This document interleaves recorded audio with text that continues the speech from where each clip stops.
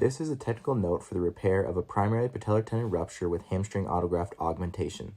Disclosures for the senior author are listed.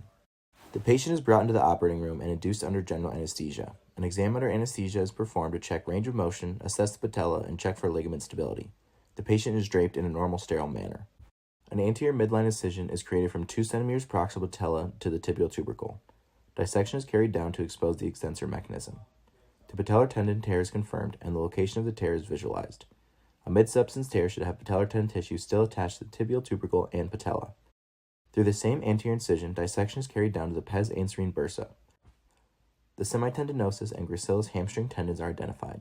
These tendons should be isolated, and all adhesions should be removed using a Cobb elevator, scissors, and the physician's finger to facilitate a smooth harvest and avoid amputation using an open hamstring harvester.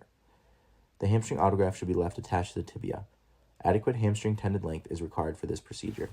For the augmentation of the patellar tendon repair, the hamstring autograft will be passed into tunnels reamed through the tibial tubercle and patella. An ACL guide should be used to drill a guide pin across the tibial tubercle 1 cm distal to the normal patellar tendon attachment on the tibia. This guide pin is over-reamed with a 4.5 mm reamer. The longer of the 2 hamstring autografts, which in this case is a semitendinosus autograft, is passed from medial to lateral across the tibial tubercle tunnel. 2 Q-fix suture anchors are placed, one at each end of the tibial tubercle tunnel. The gracilis and semitendinosus autografts are both fixated to the medial Q-fix, and the semitendinosus autograft is fixated to the lateral Q-fix. The patellar tunnel is now approached. The proximal and distal borders of the patella are marked with spiral needles, and the midpoint of the patella is found. The same ACL guide is used to drill a guide pin across the patella, and this is over-reamed with a 4.5 mm reamer.